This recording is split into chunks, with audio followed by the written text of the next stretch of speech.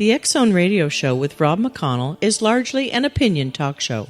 All opinions, comments, or statements of fact expressed by Rob McConnell's guests are strictly their own and are not to be construed as those of the X Zone Radio Show or endorsed in any manner by Rob McConnell, Relmar McConnell Media Company, the X Zone Broadcast Network, its affiliated networks, stations, employees, or advertisers.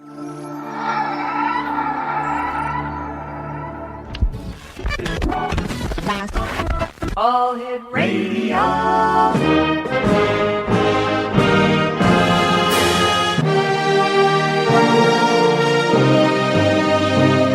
Welcome to the X Zone, a place where fact is fiction and fiction is reality. Now, here's your host, Rob McConnell. Welcome back to the X Zone, everyone. This is Rob McConnell. We're coming to you from our studios in Hamilton, Ontario, Canada. Worldwide toll-free, 1-800-610-7035.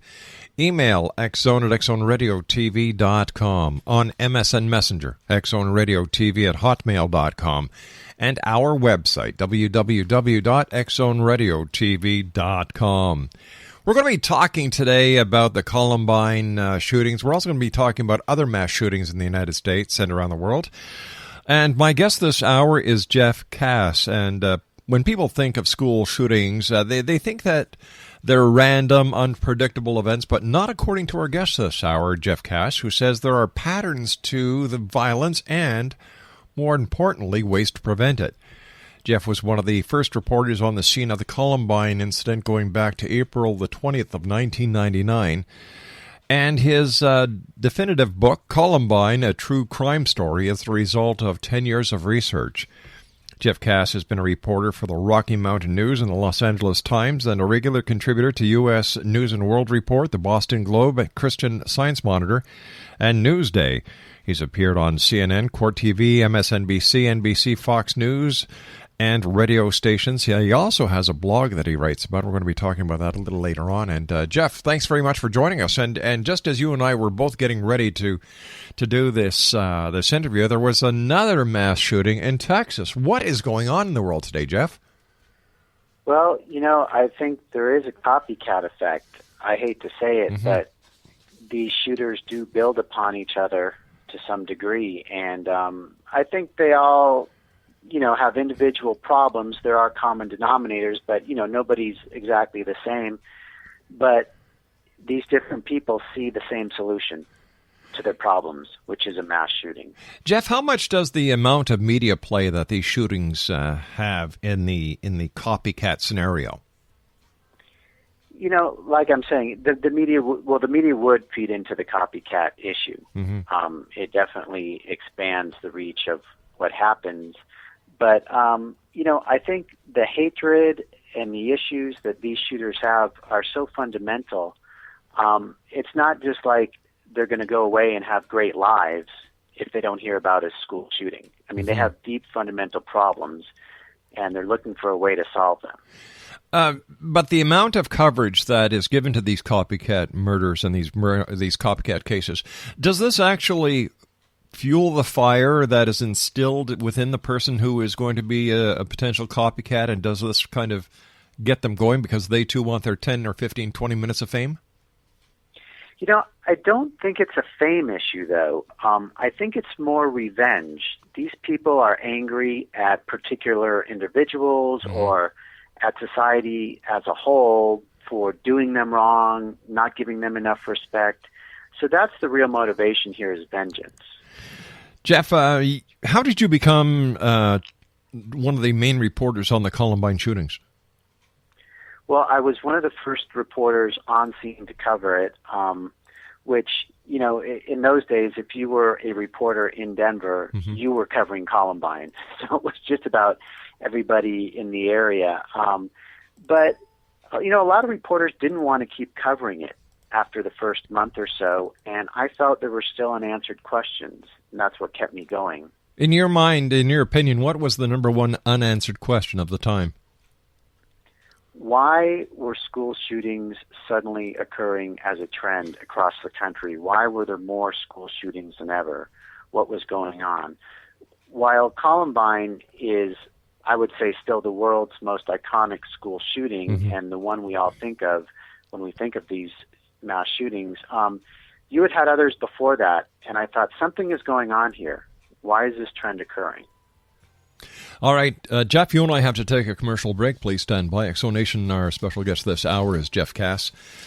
And we're talking about Jeff's new book, Columbine, a True Crime Story. His website is www.jeffkassauthor.com. That's JEFFKASS author.com. And we'll be back on the other side of this commercial break as the X Zone continues with yours truly from our studios in Hamilton, Ontario, Canada.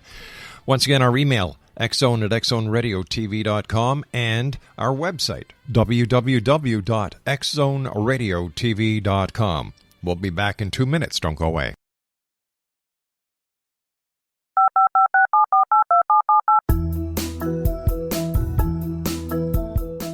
Did you know that when you're on the road with limited data or Wi-Fi, you can still listen to the X Zone Radio Show with Rob McConnell, The Science of Magic with Gwilda Wiyaka, X-1, Dimension X, Space Patrol, and every minute of the X Zone broadcast network by calling 213-401-0080, courtesy of Audio Now. No smartphone, app, or internet needed. It saves your data plan, and it's free if you have unlimited minutes. Call 213-401-0080 to listen on any phone, anytime, anywhere. Remember, 213-401-0080 for the best of the paranormal, parapsychology, and sci-fi radio programming anywhere, 24/7, 365. Exonation, Jeff Kass is our special guest. He is the author of Columbine, a True Crime Story. His website is www.jeffkassauthor.com. Jeff, why did you decide to write the book Columbine, a True Crime Story? Well, I felt that after reporters really from all over the world started leaving after that first month or so following the shootings, I felt that there was still information I could get that other people were not getting. We didn't have a full enough picture of the killers themselves or their families.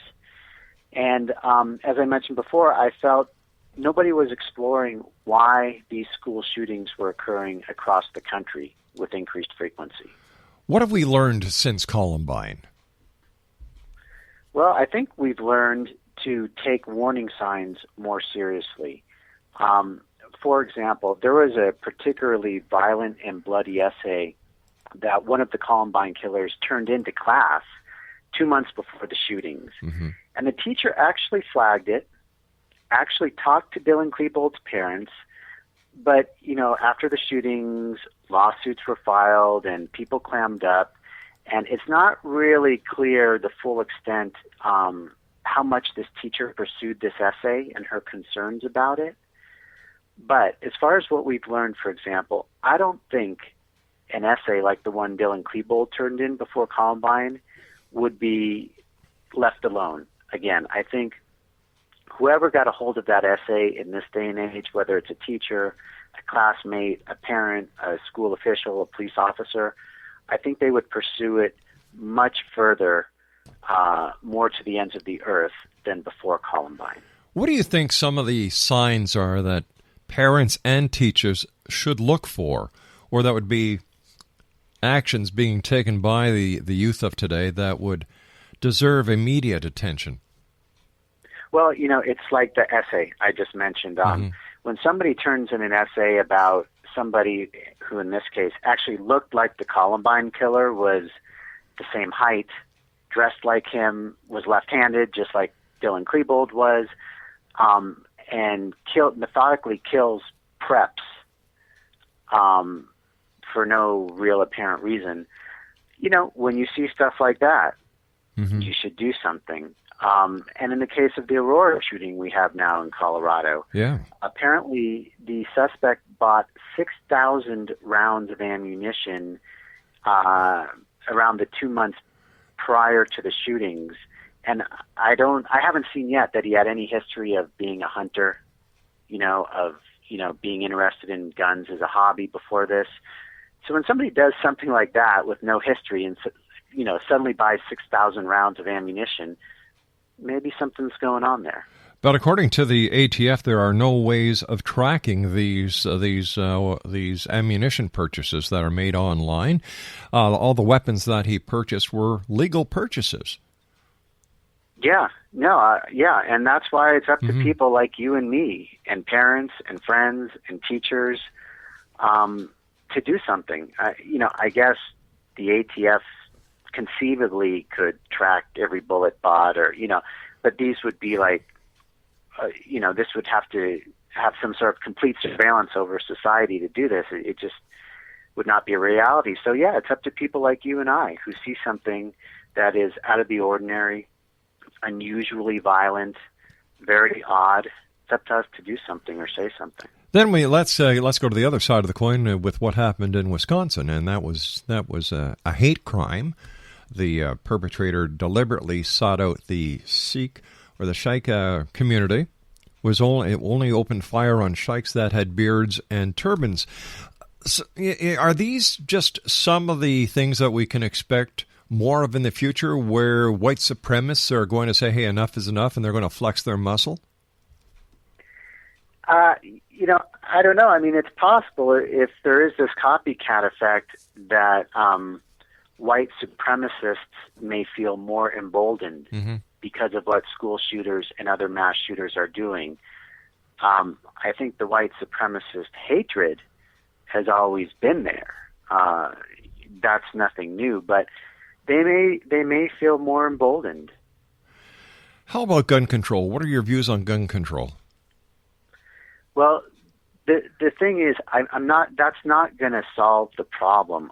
As we touched upon a bit, many times these guns are obtained legally, or they're taken from, like in the case of the kids, the teenage school shooters, they get them from a parent's home, they get them from a relative's home, from a neighbor's home, they take them from the garage, or even the locked safe or the locked cabinet. So I think these shooters are very determined. I think they're usually pretty smart, and they're going to find a way. So I don't think that's the best avenue. And yet countries with gun control have a significant lower amount of homicides caused by guns than the United States does. They do. But again, I don't think gun control is the only issue. And for example, there was a great story in the New York Times. It was about 1 year ago, and I blogged about it. Apparently there are these attacks on schoolyards in China against school children. And in China, it is near impossible to get a gun if you're a private citizen. So these attacks are occurring on children with knives, with sort of blunt force weapons, baseball bat type things. These people are going to find a way. And we do have these mass shootings in other countries where we see these determined shooters. Norway, yes, which was, I believe it's 77 killed. That's right. We had Winnenden, Germany. That was about 3 years ago. There were many people killed in that. And, both these countries have much stricter gun control than the United States. So is there a connection between schoolyard bullying and the increase in gun crimes or crimes within the school itself? What is at the core of the problem here? Well, I don't think the bullying helps. Interestingly enough, actually, the Columbine killers never mentioned the word bullying in any of their diaries or the videotapes that have been released. But there's many accounts of other students saying they were bullied and that bullying went on to a large degree at Columbine High School. I don't think in this case, in Columbine, it was the root cause, but it's an aggravating factor. It doesn't help things that they were also bullied by many accounts. Is there any specific demographic or geographic location where these shootings take are more frequent than other parts, or is it scattered throughout the map? Well, with the school shootings, it definitely has occurred more frequently in the South and the West of the United States. So people are going to say, well, what the heck is going on there? There's a long-standing tradition. It's called the culture of honor, and it's this sort of chivalrous knighthood tradition of I need to defend my honor. And if you do not respect me, if you do not show the respect I feel I deserve, I feel it's okay to retaliate with violence. Where did they get this concept from? Yeah, it's a concept that has actually been studied by psychologists apart from school shootings, and even before school shootings were occurring. Psychologists pinpointed this issue, and what they say is because the South of the United States was more settled by landed gentry, by elites who felt it's very important to preserve your honor, to stand up for your family, to stand up for yourself. This tradition has been passed down throughout families. Hey, you need to defend your honor. You need to defend the family's honor. And another really interesting twist or reason for this is they say the South and the West was, there were a lot of settlers there who were herders. And they'll say even namely pig herders. And when you are a herder, you must defend your animals with violence against any outside threats because that's your livelihood. So how does this spill over into human beings? Yeah. So, well, these are human beings who are protecting their herd, who are protecting their honor. I understand that, but how does this turn? How does this spill over into mass shootings and mass violence? Sure. So, what I believe is that school shooters in the South and the West are kids who feel their honor has been violated because they have not been recognized as a popular kid. They haven't been recognized by girls who want to date them. They don't have enough friends. They don't have enough respect on the schoolyard, and they feel it's an issue of defending their honor. Hey, you guys didn't give me enough respect. I'm going to retaliate against you. What were the home lives of these Columbine shooters? Were they dysfunctional families? Not on the surface, not from what we know.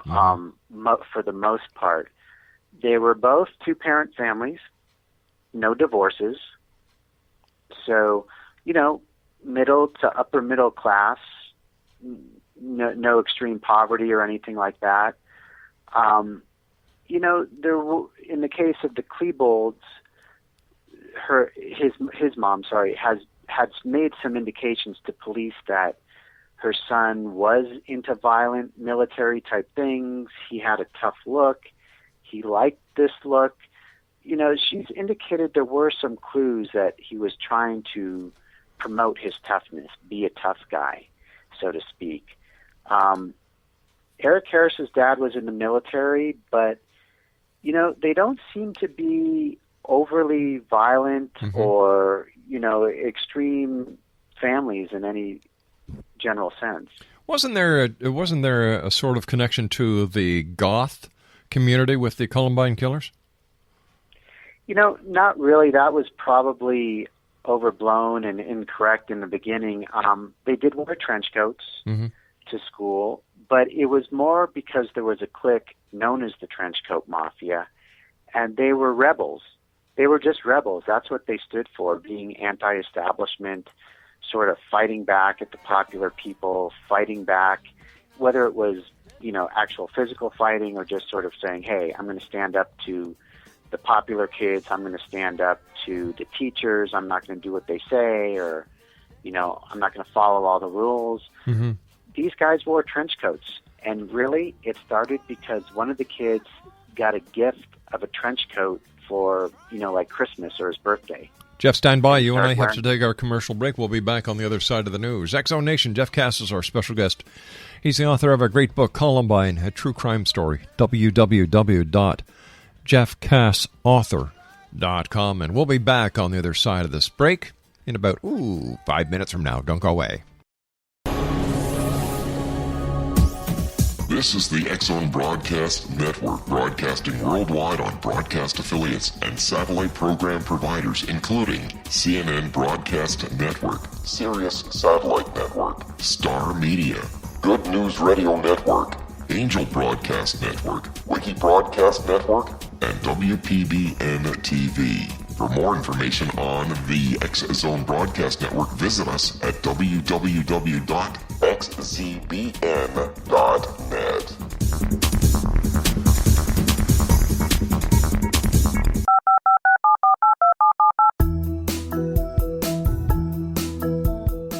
Did you know that when you're on the road with limited data or Wi-Fi, you can still listen to the X-Zone Radio Show with Rob McConnell, The Science of Magic with Gwilda Wiyaka, X-1, Dimension X, Space Patrol, and every minute of the X-Zone Broadcast Network by calling 213-401-0080, courtesy of Audio Now.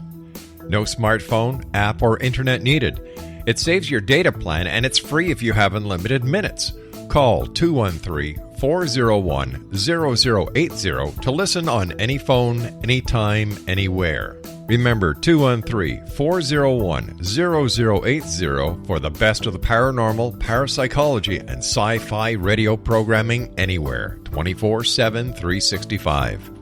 Welcome back, everyone. This is the X-Zone. My name is Rob McConnell. We're coming to you from our studios in Hamilton, Ontario. Worldwide toll-free 1-800-610-7035. Email xzone@xzoneradiotv.com.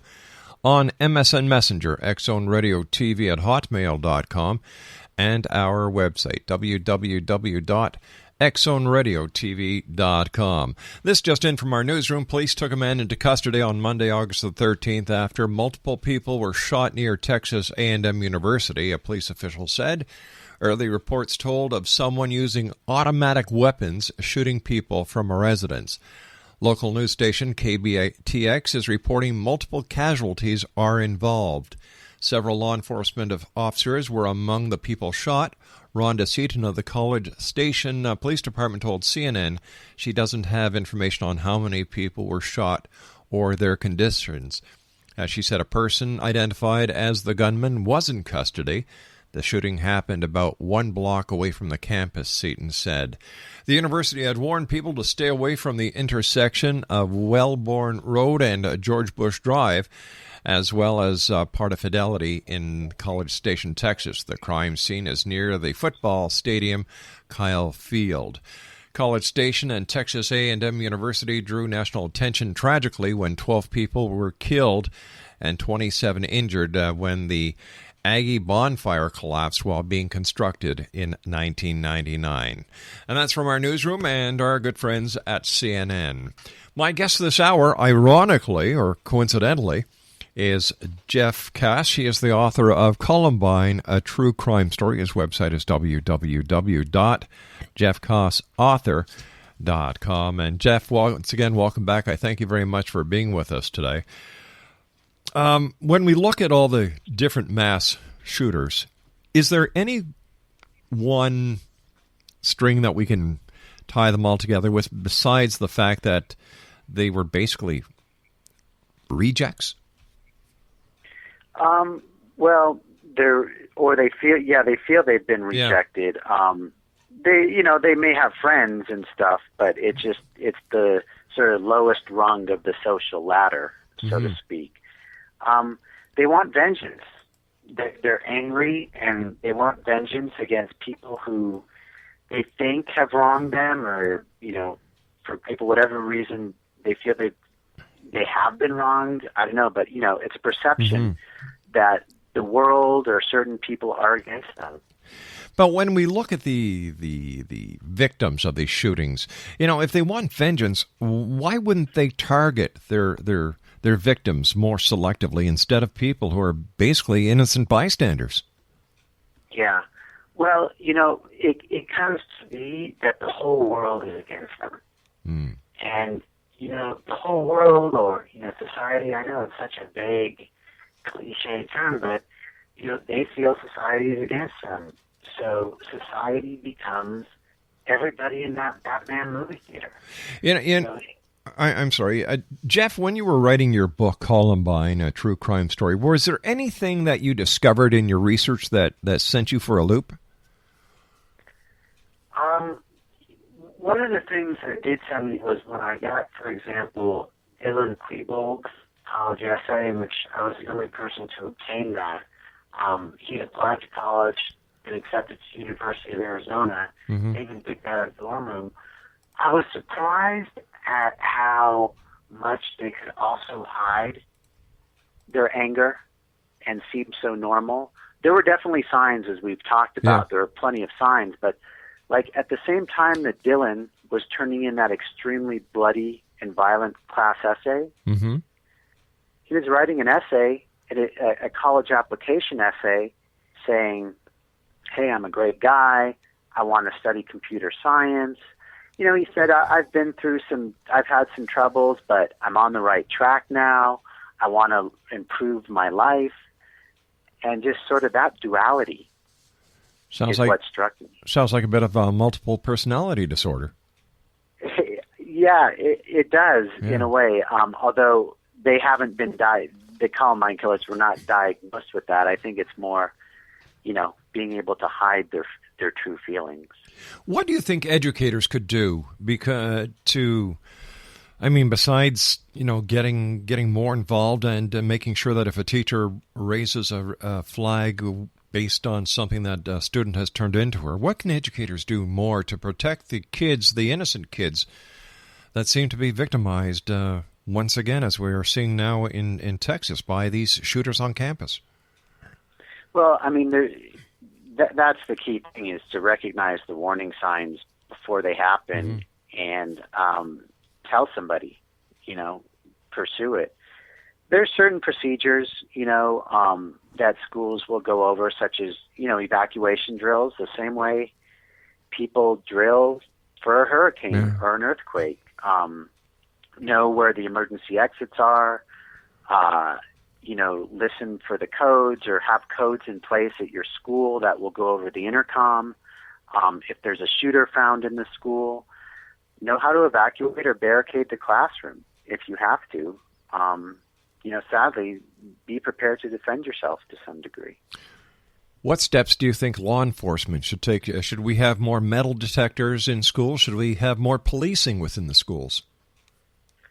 You know, I don't think metal detectors are going to do it. I mean, you take the scenario of the Columbine killers, and they, you know, stood on a hill just outside the school, and they charged down into the school with their guns. I mean, metal detectors aren't going to do anything. Just like in Aurora, you know, the guy went out a back door, came back in, had his guns, and, you know, a metal detector isn't going to do it. The police have made changes, though, and they seem to be the right changes, which is, for example, when Columbine occurred, the idea was when you have shooters inside a location like a school, you surround the place, you make a perimeter, and you wait for the police psychologist or the FBI guy to come in, and you talk the person out.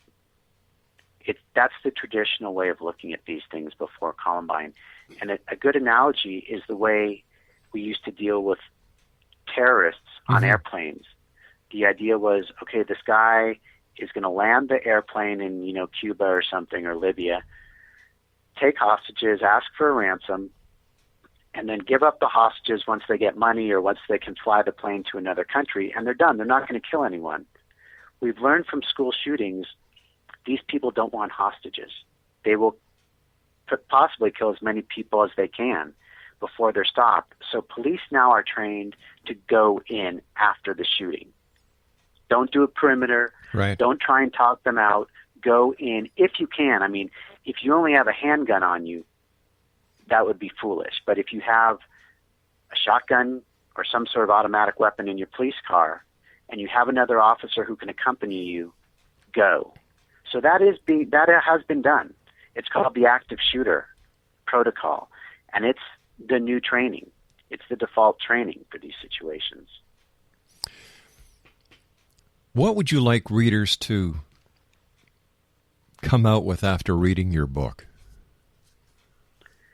I'd like them to see the patterns, why these are occurring, and also suburbs and small towns where kids can feel really alienated, that they're occurring in the South and the West of the United States, and also that they can do something.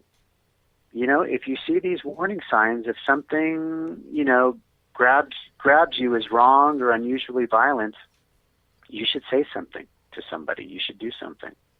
What have been the reviews on your book? Any of the people who were involved in the Columbine shooting read your book, and if so, what have their comments been? I think they say it's the most accurate book out there on what happened at Columbine. And, there are, what I portrayed is how it happened at Columbine. What was the hardest part about writing this book? Probably thinking about the pain that the victims had to go through. I mean, there's a lot of people who didn't want to talk, and whenever people yell at you or threaten to sue you as a reporter or slam the door in your face, that's certainly bothersome, but, it's really nothing compared to thinking about not only what the victims and the victims' families had to go through at Columbine, but I think it was exacerbated because they had to do it all in public.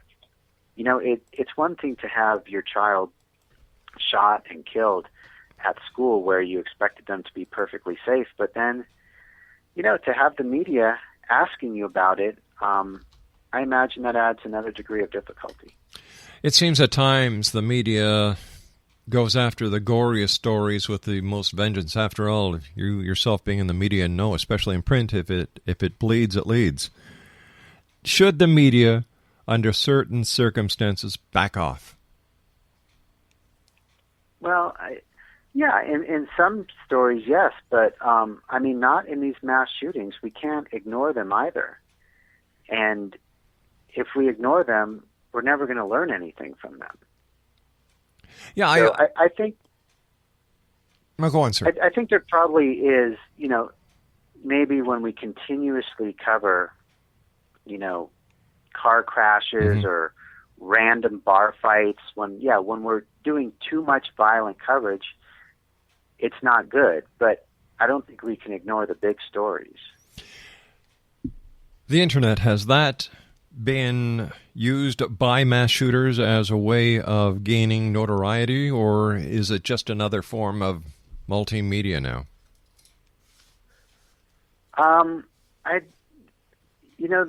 They looked up, like in the case of the Virginia Tech shooter, he had looked up the Columbine shootings and, had some stuff about them, and I believe he mentioned them in one of his videotapes that he had mailed out to the media, actually.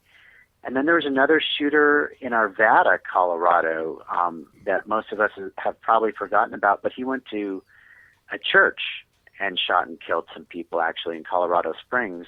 And he had looked at, I think he had stuff on his computer regarding the Columbine killers.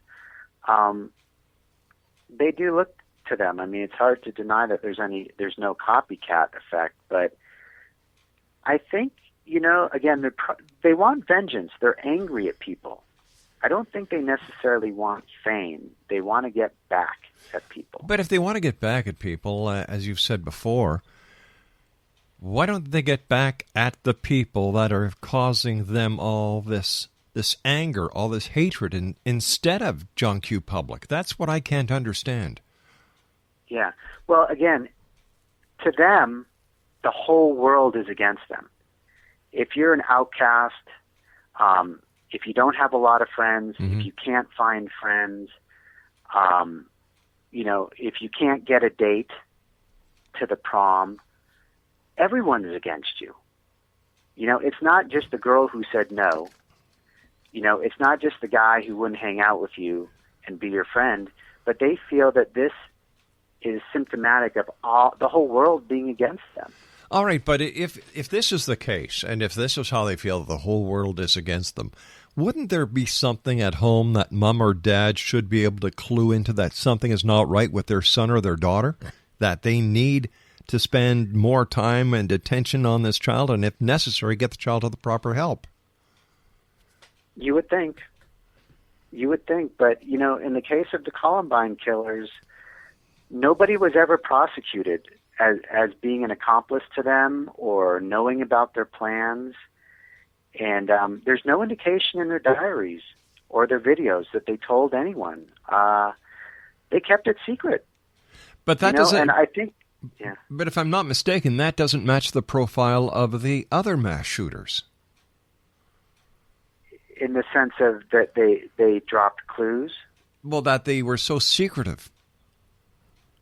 Oh, well, I mean, look at Holmes in Aurora, James Holmes. I mean, I don't know that he told anybody about his plans either. And I think you also have the situation here where it's sort of a vicious circle because these people get angry and frustrated because they're isolated from society. And then when you are isolated, you have so many fewer people left to notice the warning signs. True. Very true. You and I have to take our final break for this hour. Jeff, thanks very much for joining us. Great talking to you. Exonation, Jeff Kass is our special guest. He's the author of Columbine, a true crime story. His website is www.jeffkassauthor.com, and we'll be back on the other side of this commercial break as the X Zone continues from our studios in Hamilton, Ontario, Canada. When we come back, I'll see if the newsroom has an update for me on the shooting in Texas. My name is Rob McConnell. This is the X Zone. I'll be back with Jeff Kass on the other side of this break. Don't go away. This is the X Zone Broadcast Network, broadcasting worldwide on broadcast affiliates and satellite program providers, including CNN Broadcast Network, Sirius Satellite Network, Star Media, Good News Radio Network, Angel Broadcast Network, Wiki Broadcast Network, and WPBN TV. For more information on the X Zone Broadcast Network, visit us at www.xzbn.net. Welcome back, everyone. Jeff Kass is our special guest this hour. He is the author of Columbine, a true crime story. His website is www.jeffkassauthor.com. That's www.jeffkassauthor.com. And just for the latest on the update of the Texas shooting, police took a man into custody Monday afternoon after multiple people were shot near Texas A&M University, a police official said. Several law enforcement officers were among the people shot. Rhonda Seaton of the College Staten Policeman Department told CNN she didn't have any information on how many people were shot or their conditions. Once again, this is the, this is an incident that is happening as we're talking right now. A suspect has been taken into custody, and there were several people shot. Conditions unknown at this time near Texas A&M University. So here we go again, Jeff. Another shooting. You and I have been talking about Columbine. We were talking about Aurora. We were talking about the temple in where was it? Wisconsin. And bang, here we've got another one. And it seems to be like it's just not in the United States, but it's also over the world. And you and I were talking also about the shooter in Norway. And apparently, a report just out says that officials could have stopped what happened in Norway. We don't have the total information on that report, but is the world going crazy? Yeah. No, I don't think it's going crazy, but I think, what the issue is, one of the things you're trying to get at is that, why are these things occurring with such frequency? And I think the idea is that the door has been opened to this as a possibility. I mean, 20 years ago, if you were an outsider, an outcast in high school or, in your life in general, I just don't think a mass shooting was on your radar as a possible solution. And what happens is, sadly, the idea becomes a real possibility to people. Something like Columbine happens. It's cemented in the worldwide consciousness, and I think the term is it becomes the art of the possible. Somebody else has done it. And now it's possible. It's on your radar screen, and it becomes one of your solutions to your problems. Just getting news in here, Jeff, that one officer and a civilian were killed in today's shooting. Yeah. Jeff, I want to thank you so much for joining us. It's been a great pleasure talking to you. Congratulations on your book, and I'd love to have the opportunity of speaking to you again in the future. Okay, thank you. Take care, Jeff. Exo Nation, Jeff Kass has been our guest this hour. www.jeffkassauthor.com. That's www.jeffkassauthor.com. He's the author of Columbine, A True Crime Story. I'll be back on the other side of this commercial break. Wow, that was kind of loud. Woke me up. Thanks, Craig. I'll be back on the other side of this commercial break with the news at 6.5 minutes past the hour as the X Zone continues from our studios in Hamilton, Ontario, Canada. 1-800-610-7035, worldwide toll-free. Email xzone@xzoneradiotv.com, on MSN Messenger, xzoneradiotv@hotmail.com, and our website, xzoneradiotv.com. Oh, boy. Thanks a lot, Craig. I needed that. We'll be back on the other side of this commercial break at 6.5 minutes past the top of the hour. My name is Rob McConnell. This is the X Zone. Don't go away.